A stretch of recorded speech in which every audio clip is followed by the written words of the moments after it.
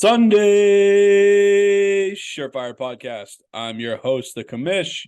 Joining me today is the co-host, Ethan Weaver. Commish, how we doing? We are doing pretty well, my man. Week 14 is behind us. The fantasy football regular season is in the books for 2023.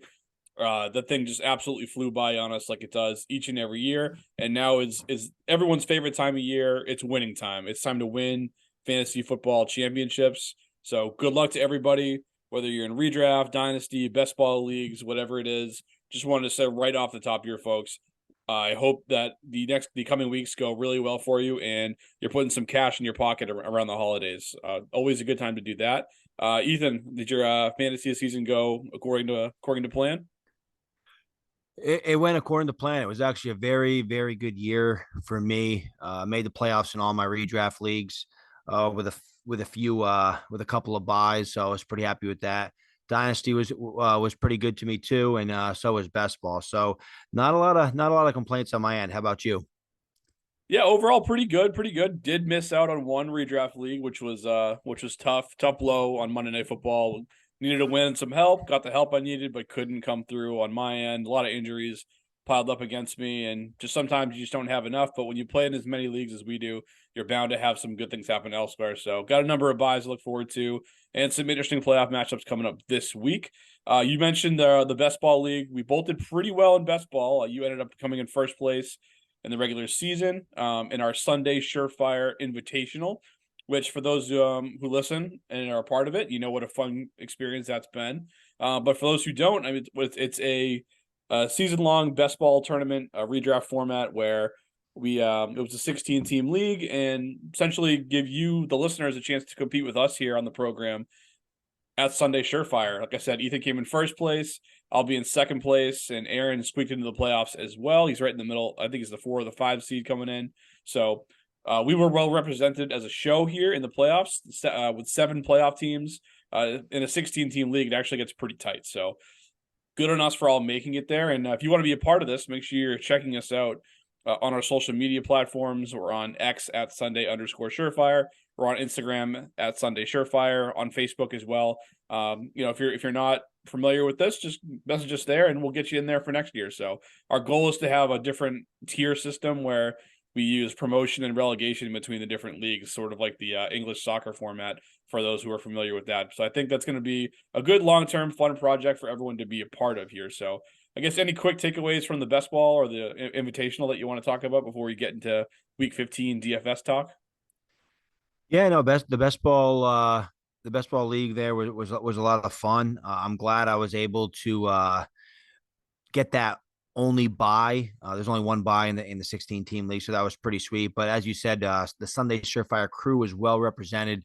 So all that preseason research um, worked out for us. So it was definitely a good showing on our behalf. It was a great inaugural Sunday Surefire 16 team best ball league. So looking forward to drafting again next year. Completely agree. It's going to be a lot of fun. I think for many years to come. So good stuff on that. But let's talk about some of the good stuff from week 14 before we get into to this week's picks in our Told You So segment. You like that? You like that? And you took home the week last week in first place in that. So why don't you go ahead and start with telling me what you got right in week 14? It was one of my better weeks in terms of the content and the players that I talked about on the pod. I scored 159.62 points, which was a pretty good week, and it was good enough, obviously, to win, as you just mentioned, our friendly matchup week to week. So I was pretty pumped about that. But getting into my I told you so's, I had Joe Mixon, who scored 21.5 points. Again, he was pretty much the workhorse in that backfield, even though Chase Brown kind of came on strong this week and he had a very nice showing. So maybe they'll look to kind of even up some touches in that backfield. But for last week, he showed out. Rashee Rice, he had 19.2 points. Again, just a target hog amongst the receivers in that Kansas City offense. Even though the offense is sputtering, it just has a nose for the end zone. And I feel like Rashee Rice is scoring a touchdown almost every week. My hot take didn't quite cover. I said over 115 and a touchdown. I believe he had around 75 yards and a touchdown. But hey, I'll take 19.2 points from Rashee Rice. Isaiah Likely had that long touchdown. He scored 19.3 points. So for his cost in your tight end position, he was a big hit. And then the Browns defense, even though CJ Beathard did not play, they still put up 12 points. I can only imagine what they would have done if Lawrence sat. So just overall, a good week for me. And just another win in the books in our friendly matchup there for me. So I was pretty pumped about that. Yeah, it's always good to get a win, and you weren't the only one to get a win in our friendly matchups last week. I took home the Thursday night competition that three of us partake in, and overall it was a good week for me too. But in that Thursday game specifically, I had Zeke Elliott as my captain.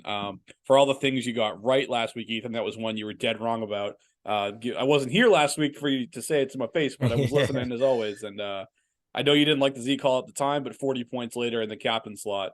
Definitely helped me pick up the win on that one. And our Patriots messed up and won a game. Can you believe that? I honestly can't believe it, but the only reason why I can believe it is because Mitch Trubisky was on the other end. But no, it was a great call by you with Zeke Elliott. Zeke was in my lineup. He just wasn't my captain. I don't know. The last 2 weeks, I have been dead wrong in my predictions of how these games are going to go. I don't understand how the Patriots can put up 0 points against one of the league's worst defenses in the Chargers. And then Zappy comes in, slings 3 touchdown passes in the first half against the Pittsburgh Steelers in Pittsburgh. So it's just those Thursday games have been so hit or miss for me. And obviously the defensive call did not work for me this week, and it's been 0 for 2 with Aaron the last couple of weeks. So I think we're going to stray away from the defenses in that captain spot going forward.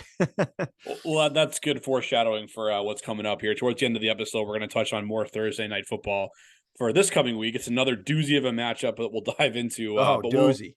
Yeah, it's a real heater. But again, that's coming down the line here. I'll finish up the what my told you so segment here from week 14. Speaking of defenses here, I my call out last week was the Saints against Bryce Young. They paid off for 21 fantasy points, and I took a really cheap trip to Stack City, as Aaron referenced. I went Joe Flacco, who scored 25 points at a cost of just $4,700, and David Njoku was my tight end for 27 points. And he only cost you $4,100 to get into your lineup. So a combined 52 points between that stack for just a total of $9,000 in your lineup is really all you can ask for when you take a trip to Stack City. So that was a good week for me. I was in the 130s as well. So good weeks for all of us. I win Thursday. You win on the main slate. Aaron will try to do better next week, but he's having a good season in his own right as well. And with that, we're going to move on to our bullish buys here. I'll toss out Aaron downtown Browns here off the top. His first player is CeeDee Lamb. They're going up against Buffalo. The over-under is hovering around 50 points in that game, which makes it the highest over-under on the slate. Obviously, Dak and Lamb are just in sync. Lamb scored a touchdown in 5 consecutive games. So I don't think you're going to argue too much on that, Ethan. Give me your quick thoughts, I guess, on CeeDee Lamb, and then give me your bullish buy. Yeah, not much to add with Lamb. Lamb's just been playing like a man possessed. So is Dak Prescott. The Cowboys look great right now. Cowboys fans better enjoy it until they choke in the playoffs. But right now they're looking pretty good. Most Cowboys fans think it's their year. So hey, maybe it is. But no, CeeDee Lamb, he's been awesome. It's hard not to want him in your lineup, but he does cost you a pretty penny. So that's why I don't have him in mind. And I'm going to go into my bullish buy. I'm going to go Cooper Kupp at 7,800. I just think his matchup is just too good to pass up right now. I actually went to Stack City with Matt Stafford and Cooper Kupp. Stafford's only at $6,000 against the league's worst pass defense. I thought was a no-brainer. I mean, the Washington Commanders are giving up a league worst 266 yards a game, and they're also giving up the most points per game at 28.1. Cooper Kupp is his number one target, and he I believe he had 10 targets last game, and had a pretty good game. He had a few off weeks, but it was nice to see him bounce back last week with 115 and a touchdown. I expect similar, if not better numbers again this week. Just looking at some of the players that some of the bigger names that went up against the Commanders. You had Tyreek Hill, 5 for 157. DK, 7 for 98. AJ Brown twice, 9 for 175 and 8 for 130. Stephon Diggs, 8 for 111. Drake London, 9 for 125. DJ Moore, 8 for 230. So as you can clearly see, some big name receivers have blown up against the Commanders. I think the Rams put up a ton of points, and I think Cooper Kupp's a big reason for that. And I hope my stack with Stafford and Kupp produce a lot of points for me this week. So Cooper Kupp, I thought was a pretty easy decision for me, just considering the matchup. Well, we're definitely thinking along the same wavelength for sure here. I have Stafford as my quarterback this week too. And I'm also taking a trip to Stack City, but I'm going to talk about the Rams wide receiver that you should have put in your lineup. And if it's not Cooper Kupp, it's pretty obvious here. It's got to be Puka Nacua. He's $7,300, obviously the same matchup. And I'm just rolling with the 2023's most productive rookie wideout so far. You did a good job covering the matchup itself, so I won't dive too far into that. A lot of the guys, though, you were rattling off were guys that lead their team in targets. And guess what, guys, this year, that's not Cooper Kupp. It's Puka Nacua. Overall, he's the target leader, of course, given the time Kupp missed in there. But if you look at him on a per-game basis, Puka Nacua is actually leading this team in targets as well. So I'm going to stick with the theme where the target leader keeps piling up those points here. If you just look at Puka himself, just giving you an incredibly high floor just about every single week this year. He has at least 70 yards in 9 out of the 11 games that Stafford has started and finished this season. And like I said, going with Stafford in my lineup too. So I think there's a world that we live in where we could both ultimately end up being right about this. And usually when two of us are on opposite sides of something like this, we have the third man come in and kind of give their thoughts on it. Cooper Kupp is also in Aaron Downtown Brown's lineup. So I'll throw that out there too, that Aaron is also on board with Ethan with Kupp. I'm going with the same matchup for the same logic, but I'm rolling with Puka here. So what are your thoughts on that? You can't go wrong with either receiver. Both of them, I think, are gonna have great games. I do like you saving $500 with Nacua in your lineup because it allows you to do some other things in the other positions. I know we were talking before the show, you were trying to squeeze some other guys in there, and where I was, and it would have been nice to have that extra $500. So definitely not going to disagree with your Puka Nacua call. Nacua has been absolutely great this season, and I expect big things from both Kupp and Nacua this weekend against a pretty struggling Commanders defense. Oh, they're struggling harder than Joe Namath on Monday Night Football. I knew that was coming. That's one of my favorite clips of all time from my youth. Couldn't care less about the team struggling. That was great. Well, the Pats were probably just burying them in our heyday. Yeah. Fond memories to be sure. But let's talk about some defenses here in our too deep section that we think are going to crush this week. And I feel like every year on this program, and if Aaron were here tonight, he would definitely agree with this. By the time December rolls around, themes definitely start to emerge and who we like to target. And at least in terms of the different quarterbacks that we want to play defenses against. And for this year, one of those guys has to be Bryce Young, number 1 overall pick in the draft, which kind of has just seen everything kind of crumble around him since being selected at the top of the draft. I went against them last week with my Saints call. They paid off for 21 points. Always hard to get that big number from a defense, but Bryce Young really has been providing for defenses this season. He's had at least 1 turnover in 11 of the 12 NFL games he's played in, and he's also number 2 in sacks taken this season. We've referenced these numbers in the past, so I won't make this a big long sermon on why you should be playing the Falcons defense against Bryce Young. Just don't overthink it here and roll with the Dirty Birds in Week 15. Couldn't agree more. I had the Atlanta Falcons as well. It was a pretty easy decision for me as soon as I saw this matchup on the Week 15 slate. Bryce Young and that offense is just anemic. I couldn't believe when I saw his stat line come across the ticker when I was watching the games, and he completed 13 of 36 passes. I mean, that's 36%. And the Saints scored whatever you said, 21 points, and I don't believe Bryce Young even threw an interception. So I think the Falcons have a big day against Bryce Young and the Carolina Panthers offense. I mentioned this a few weeks ago. The Atlanta Falcons are one of the best run defenses in the league, number 1 according to PFF. And I don't see Hubbard or Sanders doing much in the ground, which is going to force Bryce Young to throw the ball. And I think bad things are going to happen. I think Atlanta at $3,600 is one of the easiest calls on the slate. Bryce Young and the Carolina Panthers are just awful. And it's actually a clean sweep on that thought process as well. Aaron, that's Aaron's defensive pick of the week. So we are rolling deep on the Falcons this week. And so I guess we won't belabor that point anymore here.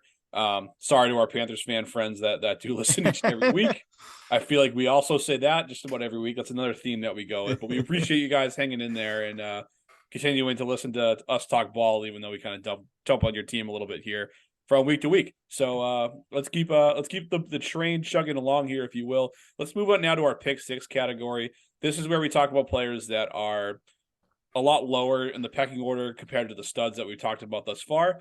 So this is where you save a little bit of money, which you have to kind of do that and cut those corners. So give me someone that you're looking to get into your lineup for cheap this week.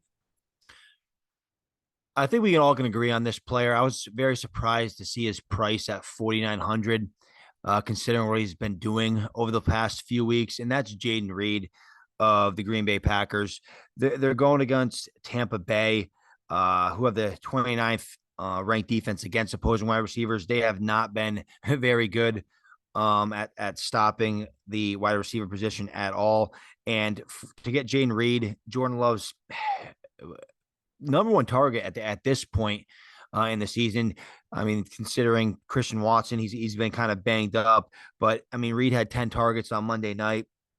He's been a great also in the run game. He had, I believe, 4 rushes for 36 yards and a TD again on Monday night, but he scored 15 or more fantasy points in 4 of the last 5 games.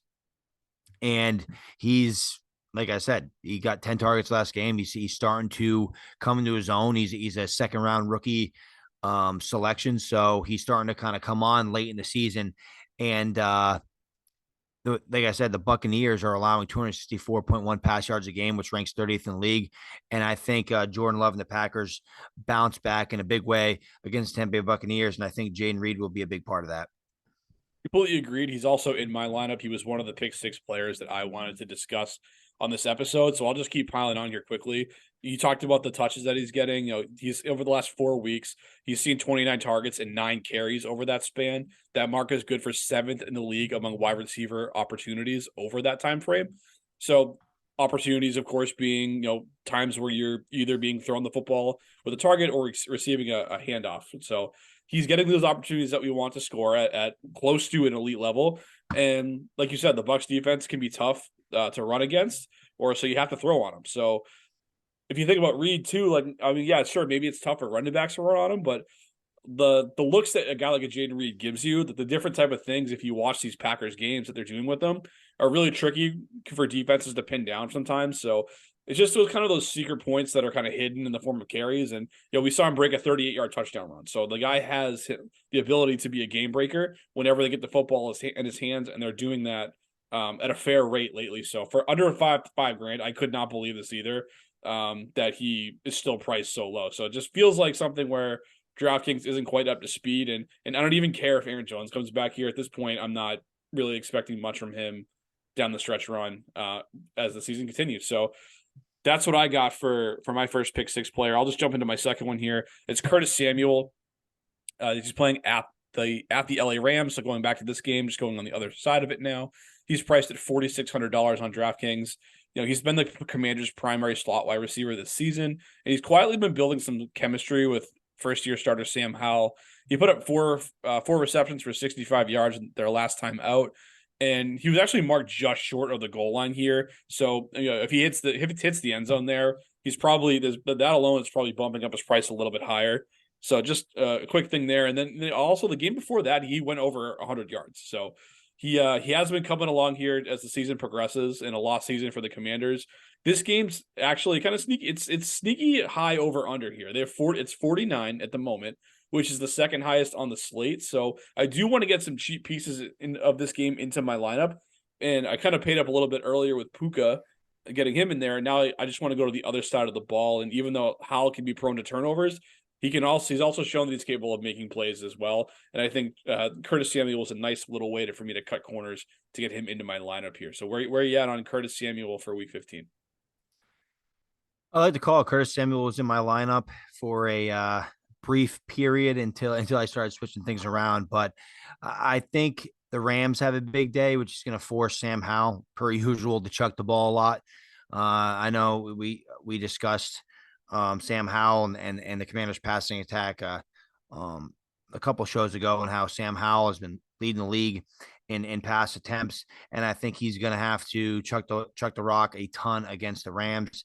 And I like the fact that Samuel's the cheapest of the three main receivers with McLaurin and Dotson on the Commanders, and I take Curtis Samuel over those other two all day. So I think he is building a rapport with Howell, and I think Sam Howell. I think Curtis Samuel has a chance for a decent day. So I definitely like that call at the price. Love it. Love it. Who else you got for me, my man? Who else are you putting in here and nice and cheap into your lineup to fill out those last couple of roster spots? Yeah, so I decided to go with Devin Singletary at 5,400. Right now, we have CJ Stroud in concussion protocol. Not sure if he's going to play. Obviously, Tank Dell, he's on IR. Nico Collins has a calf injury. So I think they're going to have to lean on Singletary. Singletary has basically relegated Dameon Pierce to a pure backup role. Dameon Pierce against the Jets last week was held at just 5 carries for 7 yards, while Singletary produced 65 yards on 13 carries and a touchdown. Singletary has been the better back this year, and I think they're going to have to lean on him with the injuries and potentially the backup quarterback playing if Stroud cannot go. So I just think Singletary is going to get a lot of volume. And for $5,400, I didn't think that was a bad price. And the Tennessee Titans, they haven't been great against the rush. The 29th ranked defense, according to PFF, in rushing with a 55.6 grade. In week 12, Hubbard had 20.2 fantasy points. Week 14, A-Chain and Mostert combination combined for a little over 35 points. And then Rachaad White had a decent day with 17.8 points back in week 10. I think Singletary has a chance to produce on the ground and through the air. And I like the upside at the price point at 5,400. So I had to cheap out a little bit at the running back position, considering I paid up in a few other positions, but I liked the price point. Yeah, price point's good. My only concern, I guess I would say, is obviously CJ Stroud being very questionable for this week. Kind of hints at maybe a lower ceiling for the offense. I think either way, you're kind of betting on a touchdown, whether it's Singletary or Pierce. Singletary got the better of Pierce last week for sure, and also back in week 12 as well. But sandwiched in the middle there was Dameon Pierce kind of showing a little bit more signs of life. He got 15 touches in that game against Denver in week 13. So this could be more of a hot hand situation where like if one guy's playing well, they kind of roll with them.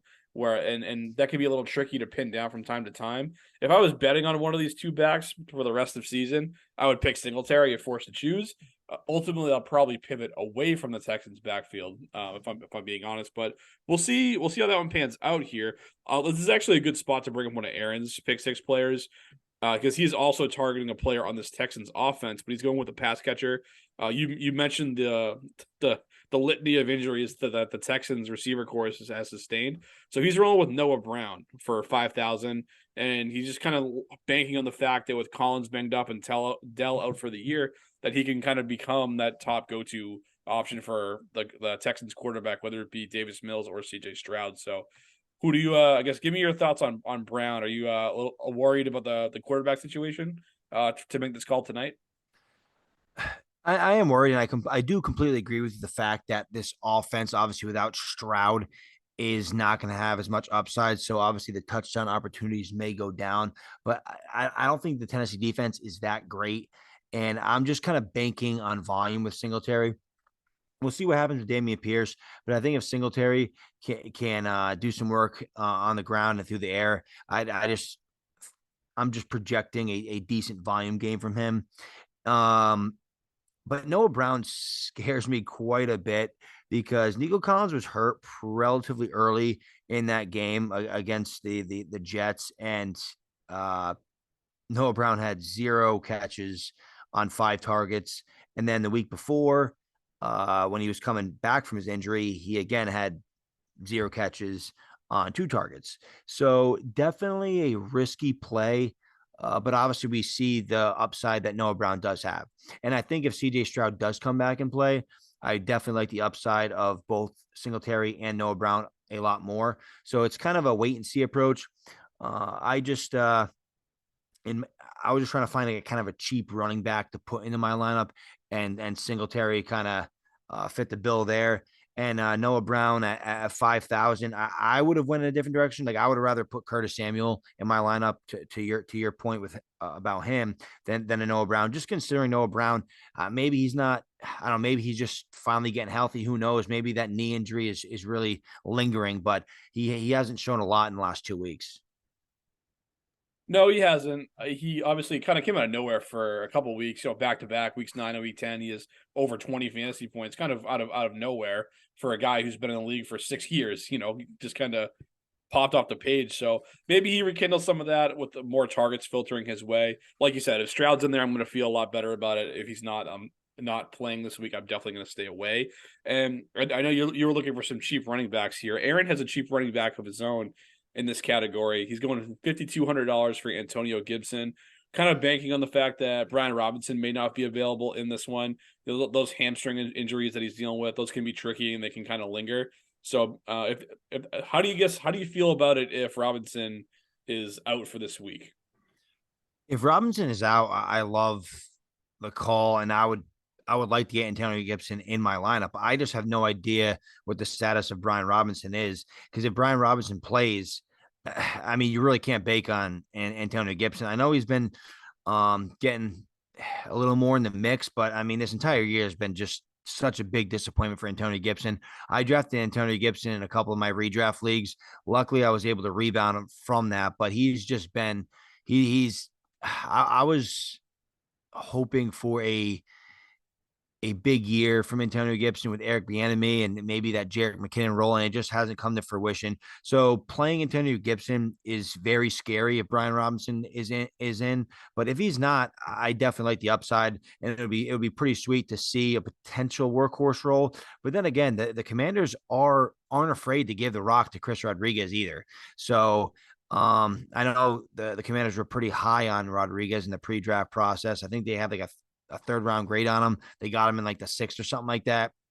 So Chris Rodriguez can do similar things to as Brian Robinson. He's kind of a bigger bruising back. But if Robinson is out, I like the call. If he's in, I think you should go in a different direction. I actually like this call, regardless of whether Brian Robinson plays or not. And part of it's for what you mentioned with Rodriguez getting some run in there. Obviously, Robinson would demand more touches for sure. But I think just looking at the way that we both think this game is going to unfold, obviously we both have Matthew Stafford in our lineup. You and Aaron have Kupp in your lineup. I have Puka Nacua in my lineup. So we're all in favor of the Rams. We think they're going to put up a bunch of points in this game. But when that happens, it's going to force the Commanders to chuck the ball. That's why I like Curtis Samuel. But Antonio Gibson, if you look at his last 5 games out there, he's seen between 4 and 6 targets in each and every one of them. So he is the passing down running back for this team. He has a couple touchdowns receiving as well. So I think if you kind of just play that game of like picturing how it's going to pan out, I can kind of see it working out for you. I mean, I would ideally like to get him for a little bit less than 5,200, but I think if you're trying to cheap out at running back, there's worse places that you could go. So I guess those are my quick thoughts on Gibson. I was hoping for more in the aggregate this season as well, but we're not going to get that. It doesn't look like. But for this week specifically, I think I could see some appeal there. So I guess any last thoughts on that before we move on to this delicious Thursday night matchup we have on tap. Yeah, not much more to add. I mean, Gibson, he, like you said, he is commanding more targets as of late. So, and if, as you said, I think the upside is there with what we are projecting a negative game script for the Washington Commanders. And the fact that, I mean, even if Brian Robinson does come back, is he going to command a full workload? I mean, we don't know how that hamstring is going to how that's going to hold up. So I definitely like the upside of Antonio Gibson, but it's definitely a big risk. Yep, for sure. And we'll definitely see how that one pans out. But we're going to move on here. We're going to talk about some Thursday night football in our Under the Lights segment.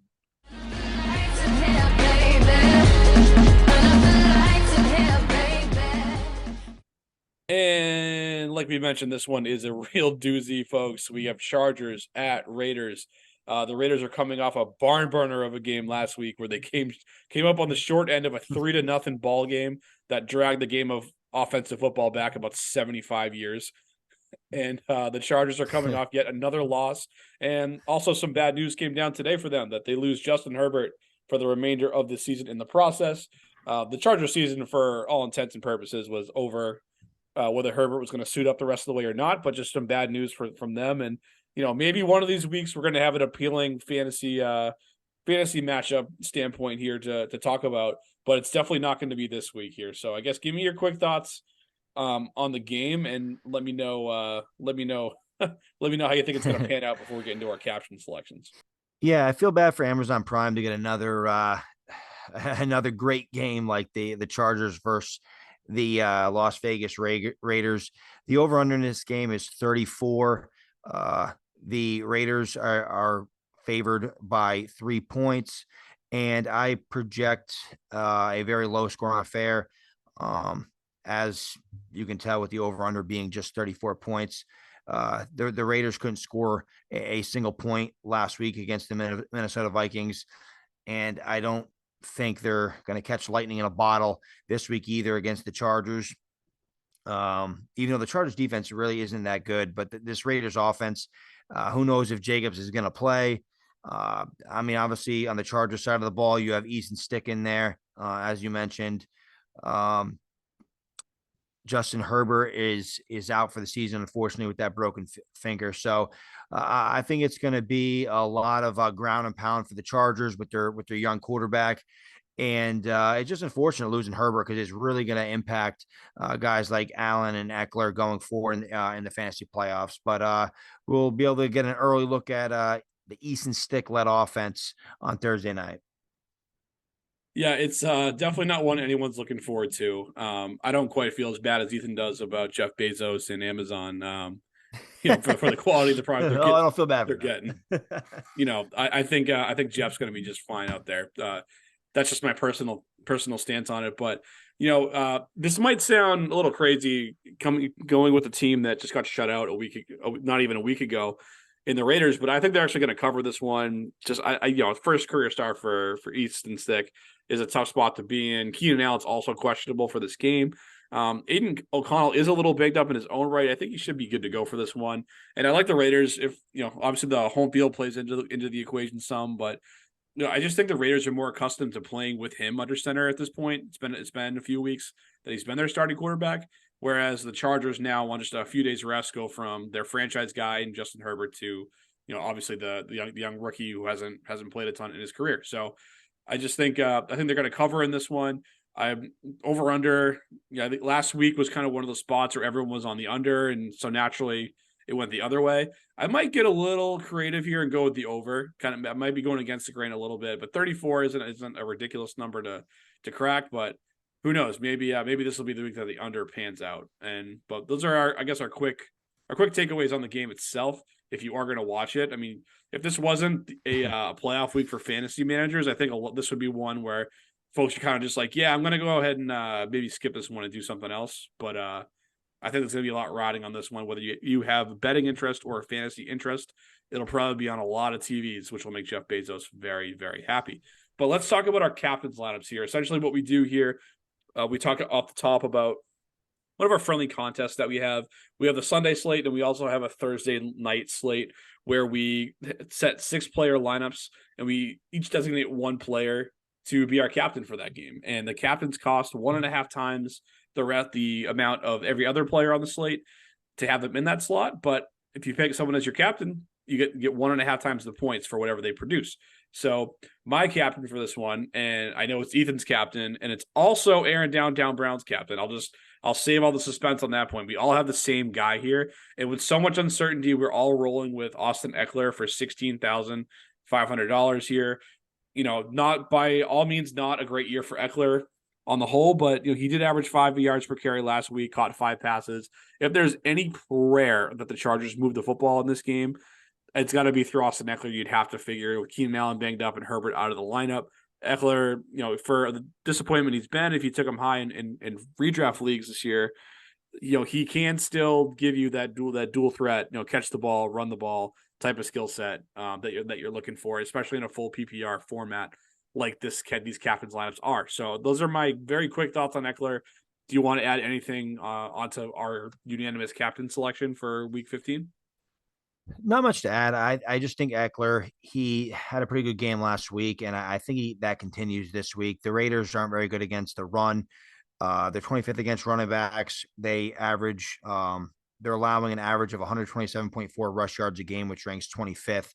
So I think Eckler, as you said, is going to be heavily involved on the ground and through the air if Easton Stick and that Chargers offense has really any prayer to move the ball. But I am actually very intrigued if Allen doesn't play to see what your boy, no, not your boy at all, but maybe my boy, QJ there, Quentin Johnston, can do, because it was kind of nice to see QJ have 91 yards last week, and most of those were with Easton Stick.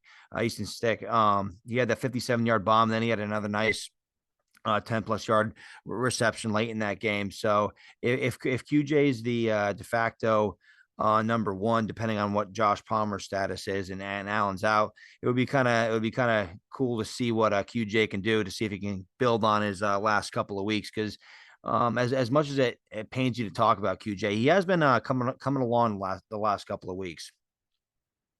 Yeah, I'd say coming along is a relative term considering where he was. I mean, obviously he had the 90 yards last week, which was obviously noteworthy, but a really tough start to his NFL career. But what I'll say is, sometimes with these backup quarterbacks, what they tend to latch onto are the guys they play with a lot in practice. And if you look at the first really half of QJ's rookie season so far, I mean, only in the first 6 weeks, in only one game did he play more than 50% of the snaps for the Chargers. So they're just kind of favoring other players in there. So that means he's catching a lot of passes from Easton Stick in practice. So that's kind of developing that chemistry between them. And who knows, maybe if Allen in the lineup, out of the lineup, whatever his status is, they're going to have multiple receivers out there. Maybe he does lean into a guy he's been throwing the ball to. So I don't think that's a crazy point to bring up. And with the lack of weapons and a lot of uncertainty kind of up in the air for this game, I think he's a good enough call to at least get into your lineup to take a look at, see how he does. But as always here, we're going to close out our segment with some hot takes. This is why I'm hot. This is why I'm hot. This is why I'm hot. And I'm going to go to my bullish buy here. Ethan's been doing that in recent weeks. I'm going to do it as well. I'm going to go with my boy Puka Nacua. I'm going to say he goes over 100 total yards in this game and has 2 or more touchdowns in this one. So going with multiple scores for Puka. I believe that would be the first time in his career that he would have accomplished that if this pans out. So what do you think about that? And what's your spicy hot take for this week? That's pretty spicy. I mean, taking all the cups TDs. But I guess I'll go away from my bullish buy, as you just went to yours. I'll stay away from the Rams game. I'm going to go with a guy that I was thinking about discussing on this program here, and I'm going to talk about Bijan Robinson.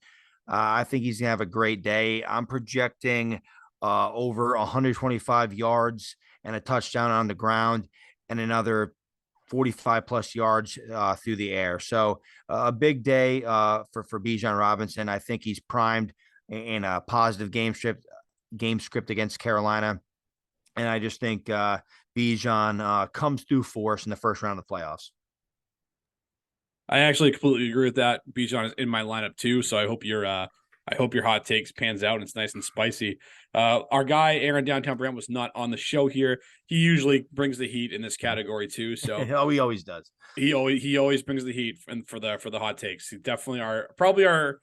I don't know if we're tracking success rates here at hot takes, but he definitely turns the temperature up the highest. That's for sure. But if you do want to get his hot take, there is a place for you to do it. I mentioned our social media platforms. Again, we're on X, Sunday_Surefire, Instagram at Sunday Surefire, and Facebook as well. But if you want to make sure you're getting this hot take, I would check out our Discord channel as well. And he'll definitely be posting it in there. We're very active, particularly closer to the week when a lot of the player props are out. So even if you're just popping in there for a few minutes on Sunday morning, just getting caught up on all the content we've dropped in there, make sure you're doing that and getting some good picks for the week. And I post picks in there. Ethan posts picks in there from time to time too. So make sure you're signing up for that. Great community to be a part of. But for all of us here on the program, until next time, folks, peace.